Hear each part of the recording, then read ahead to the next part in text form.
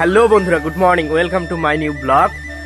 এখন ঘড়িতে প্রায় 8টা। সকালে ঘুম থেকে উঠে হাত মুখ ধুয়ে ফ্রেশ হয়ে নিয়ে শুরু করলাম ব্লগ বানাতে। তো বন্ধুরা, খুব খারাপ লাগছে আমার। তার কারণ হচ্ছে কয়েকদিন ধরে আমার ইউটিউব চ্যানেলের রিচটা খুব কমে গেছে। তো সবই আপনাদের ওপর। আপনারা চাইলেই আমার চ্যানেলের রিচটা বেড়ে যাবে। তার জন্য কিছুই করতে হবে না, শুধু বেশি বেশি করে একটু লাইক কমেন্ট শেয়ার করতে হবে এবং ভিডিওটা বেশি বেশি করে দেখতে হবে। এছাড়াও বন্ধুরা, আজ থেকে 3 দিন আগে শিলিগুড়িতে আমার বাবার মামি মারা গেছে। সেই উপলক্ষে আজকে আমার বাবা কাকারা ওনার শ্রাদ্ধ করবে। আজকে 4 দিন। তো ব্যাপারটা হলো, শ্রাদ্ধটা হবে আমার কাকাদের বাড়ির ওখানটায়। আর সেই উপলক্ষে আজকে সন্ধ্যায় আমাদের বাড়িতে একটা হরিসভা আছে।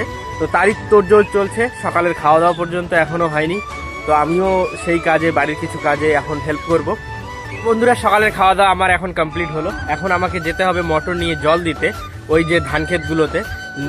নিচের যে আমাদের রাস্তার ধারে যে ধান ক্ষেতটা আছে সেটাতে দিতে হবে না, উপরের যে 2টা আছে ওইখানে জল শুকিয়ে গেছে, ওইখানে জল দিতে হবে।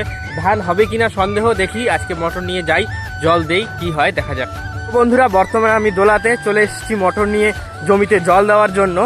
দেখাই আমাদের ধানগুলোর কি পরিস্থিতি। এই যে দেখুন আমাদের ধান ক্ষেতগুলোর অবস্থা। এই যে এই জমিটা যে আছে এইটারও ক্ষতি হয়েছে, তবে খুব একটা বেশি নয়, মানে ধান মোটামুটি হবে। এই যে রাস্তার ধারের যে জমিটা এইটাতেও ক্ষতি হয়েছে, তবু এটাতে ধান হবে। কিন্তু আমাদের সব থেকে বেশি যে ক্ষতি হয়েছে সেটা হয়েছে এই জমিটার।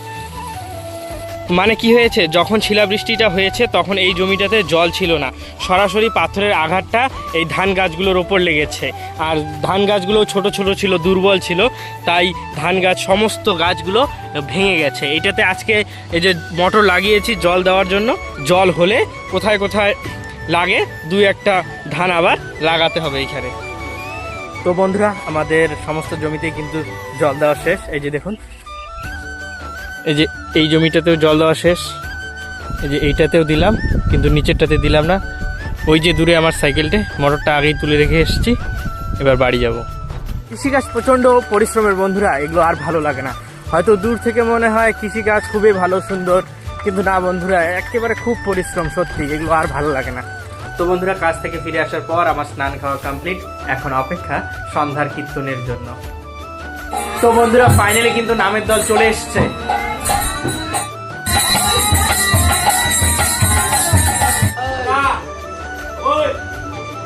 তো বন্ধুরা, কীর্তনও শেষ, প্রসাদ খাওয়া দাওয়া শেষ। এই যে দেখে নিন, মানুষজন সব চলে গেছে। আর আমিও ভিডিওটা এখানেই শেষ করছি। ভালো লাগলে অবশ্যই লাইক কমেন্ট শেয়ার আর সাবস্ক্রাইব করবেন। আর ভিডিওটা যদি ফেসবুক পেজে দেখেন তাহলে অবশ্যই পেজটিতে ফলো করে দেবেন। ধন্যবাদ, দেখা হচ্ছে নেক্সট ব্লগে।